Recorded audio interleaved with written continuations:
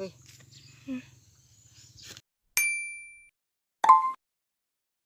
สบายดีทุกคนมื้อนี้ผมกับอีเดียกับสองชิปเปียชาแนล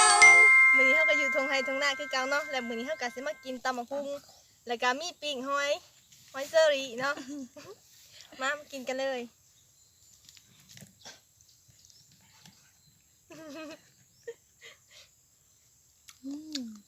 แซ่บบ่หอม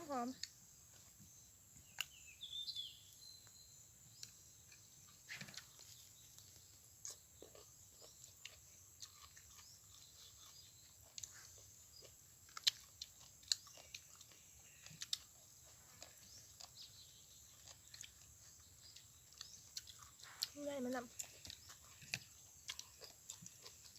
ได้เปล่าคะมื้อนี้บ่อยากหอยเลยหอยอ่ะ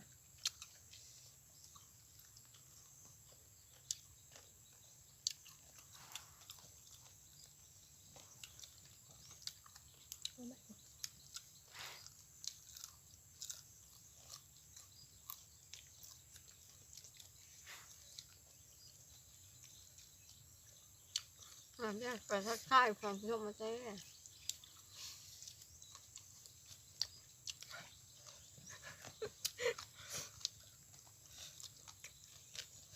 มาเด้อบ่ทุกคนมากินกันหอยมันใหญ่ๆพี่น้อง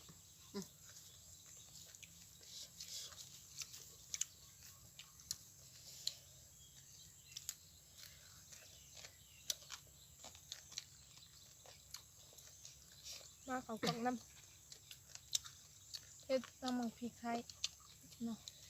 ใส่กับใส่น้ำใหม่โอ้ยเจอดิน้ำไม้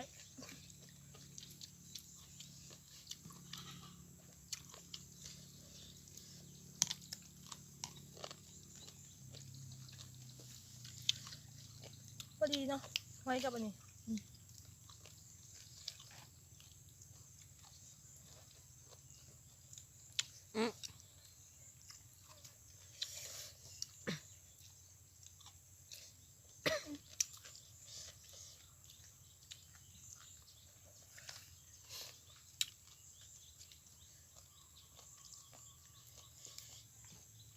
เผ็ดเนาะอันนี้บ่มีพัก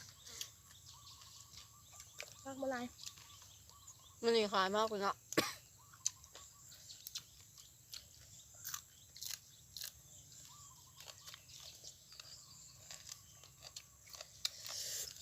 เฮ็ดเลย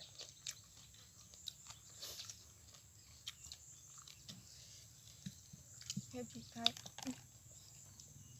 ทำให้หอมดี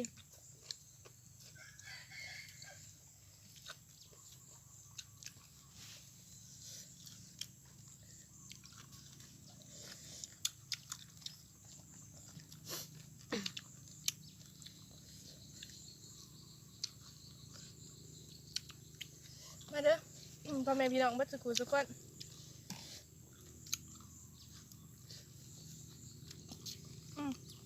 เดี๋ยวนะ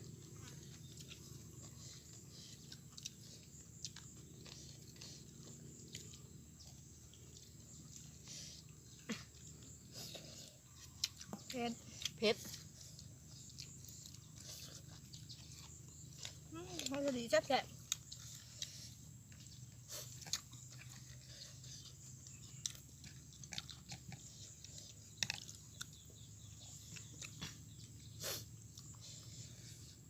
พริกไทยเน้นๆเผ็ด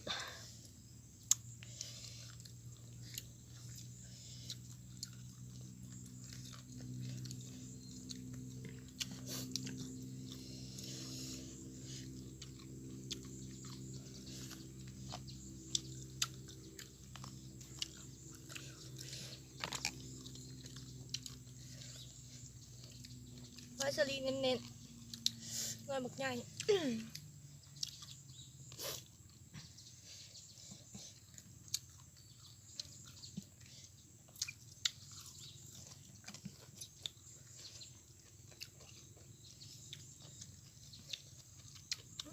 หอดขนาด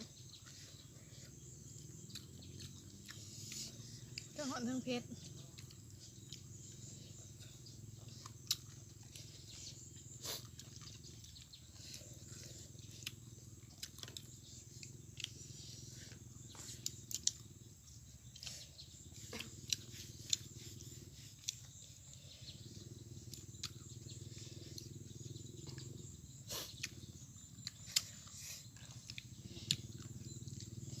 ซ่บอยู่บ่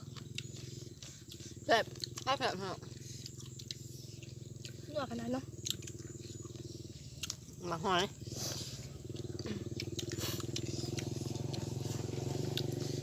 หอยเชอรี่อยู่บ้านเขาเองกินบ่เฮ็ด มากินละมา นั่งดีกว่าแม่นบ่ ข้าวมากินนะ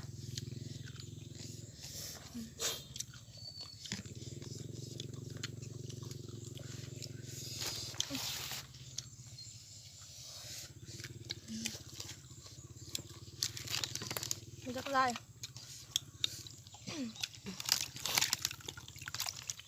ไอ้ตำมะฮงพอแล้วเป็นเพียงไข่เองมันจึงแซ่บ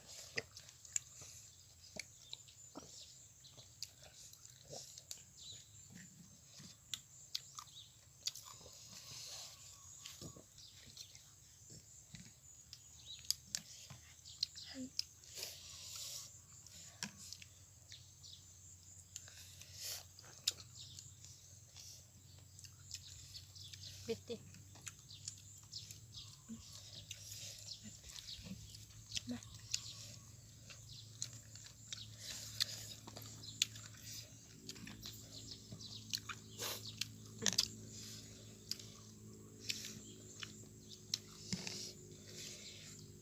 คำสุดท้าย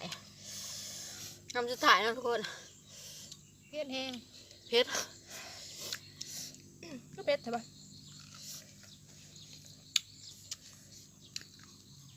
อันนั้นไม่กินเอาเลยคนเดียวกินน้ำเอาเลยคนเดียวกินน้ำ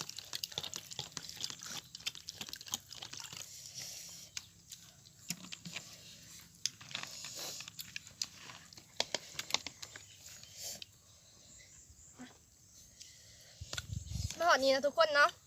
เปียกกับที่จบกีบซ้ำนี้เนาะเพราะว่าตำมะฮุงมันเบิดแล้ว แสบแห้งพี่น้องเอ้ยหอยกับหามาเองมาหุงกับบ้านเขาเองเนาะสำหรับคลิปนี้เนาะใครที่มาคลิปนี้ก็อย่าลืมกดไลค์กด Subscribe ให้พวกเราในเด้อเพื่อติดตามคลิปต่อไปบ๊ายบาย